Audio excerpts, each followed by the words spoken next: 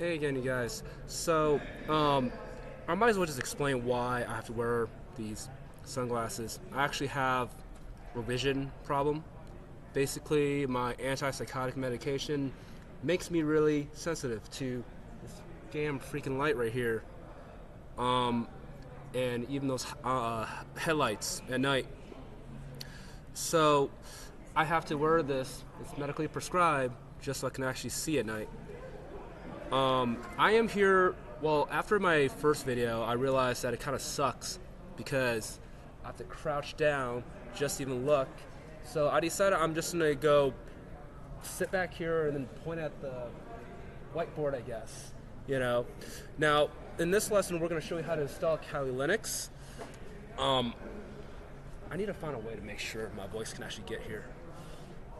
So what we're doing is we're going to install Kali Linux using the persistent boot disk installation.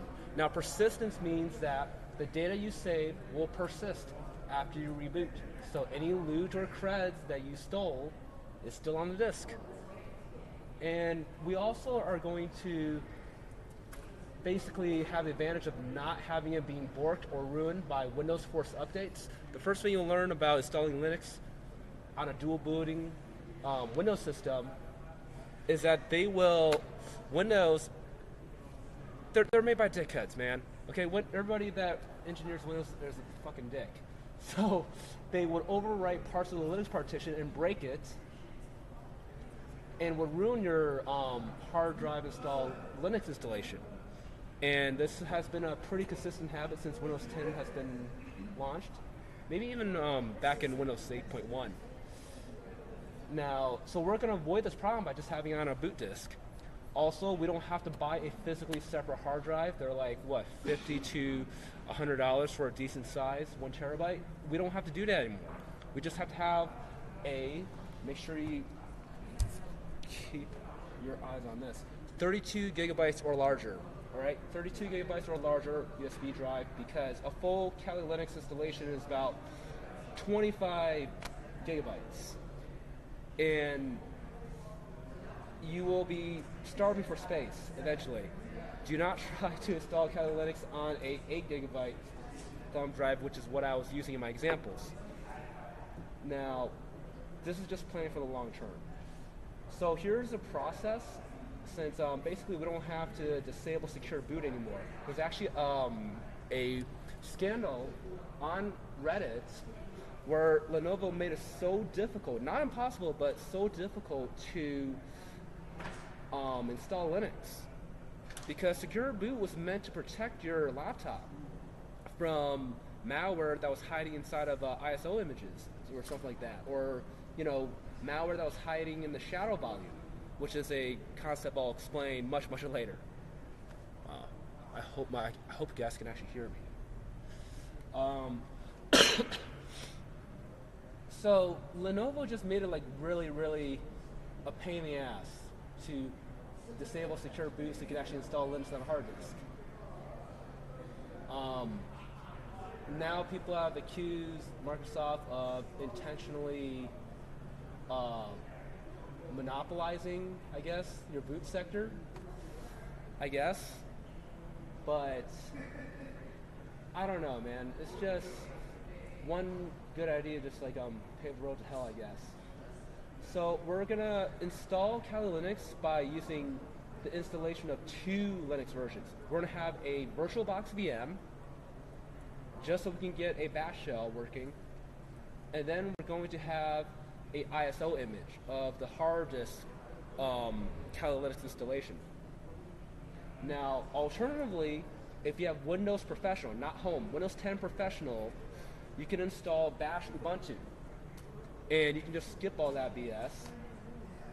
Sorry, I'm in vulgarity laden because this part is a real pain in the ass. It's just every 6 months or so, the entire process just changes. It's a real pain.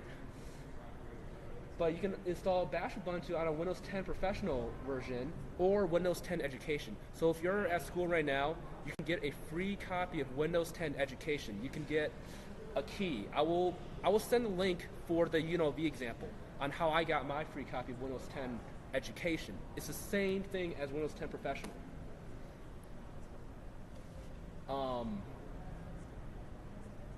Yeah, I don't really see a single thing that was different about Windows 10 Education. I got elevated PowerShell, you know, all the cool stuff that you need to pull off hacking from the Windows side.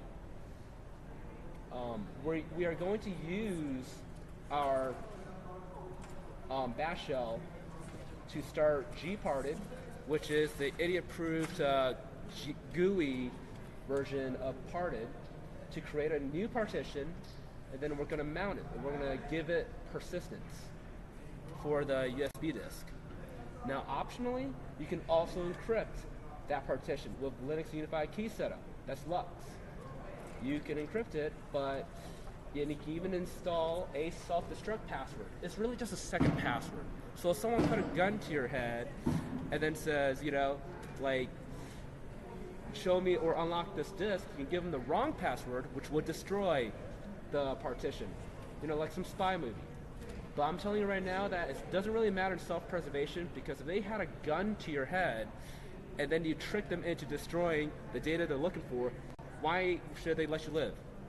They should just shoot you right there, right? So think carefully before you try to mess with the self-destruct passwords. Just get the regular Lux encryption.